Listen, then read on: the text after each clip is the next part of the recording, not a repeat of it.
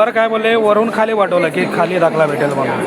आता तुम्ही बोलताय की वर जावा अजून. आहे ना कुठला माहिती आहे का, उत्पन्न दाखला डोमेसाईल दाखला रहिवासी. मग त्यांनी खाली जायला मला सांगितलं ना, तहसीलदारचा दाखला खाली भेटेल म्हणून. हा तहसीलदारचा दाखला आहे.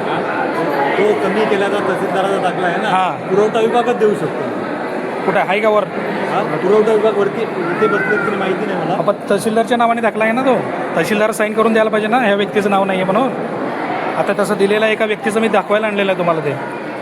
हो तसं दाखला पाहिजे मला. मग ते कुठून भेटेल? ते अर्ज केला तुम्ही? हां तेच विचारायचं की आता अर्ज करू की नंतर लगेच भेटून जाईल. आता कुणाकडे अर्ज अर्ज करून उपयोग नाही, तुम्हाला तहसील ऑफिसला जाऊन अर्ज करावा लागेल त्याचा. इथे नाही अर्ज करू शकत. मग हे दाखला वेगळा कशाला काय? हे उत्पन्न दाखला वगैरे त्याच्यासाठी तर लावलेलं आहे. मग उत्पन्न दाखला मिळू शकतो एका दिवसामध्ये, मग हे का नाही मिळत? हे तर नॉर्मल अर्ज आहे. तहसीलदार येतात ना इकडे.